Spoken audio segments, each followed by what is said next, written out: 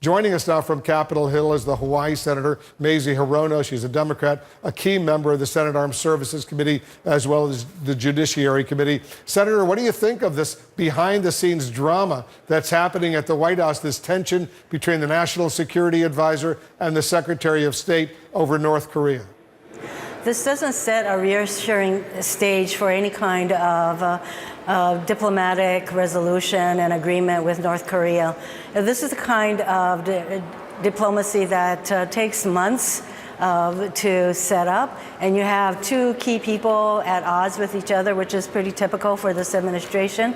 Not to mention that you have a president who's about to engage in these negotiations, ill-prepared, and who changes his mind every other day. And then you have on the other side Kim Jong-un, who already is known to not keep his promises. So this is not a great setting of the stage for fruitful negotiations. Do the tensions, do you believe, between Pompeo and Bolton, two key players in the national security realm here in Washington, will they impact the potential for progress in the talks a week from today in Singapore? Well, I would think so. You know, you would want to have the National Security Advisor be engaged and involved in being on the same page, but to the extent that there seems to be conflict between Pompeo and Bolton, two, as I said, key players in this administration, that has got to not bode well for the president's thinking on this, not to mention that most of us have serious concerns about the president's ability to concentrate and to be focused on what we really need to do with regard to North Korea. And we have received very little, by the way, in terms of how he's going to approach these negotiations. And heaven forbid that he thinks he can just go in and have a little chat with Kim Jong-un and use his powers of persuasion. Are you kidding me? So this is not reassuring at all. What would you like to see emerge from the meeting between the president and the North Korean leader?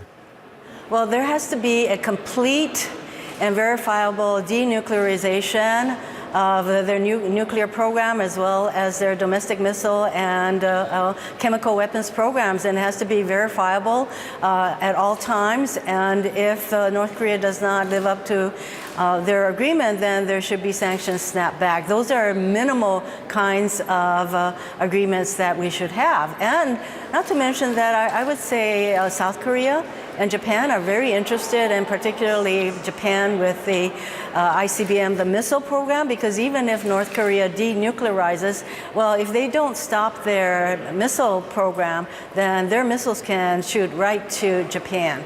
So we need to keep our allies in the loop.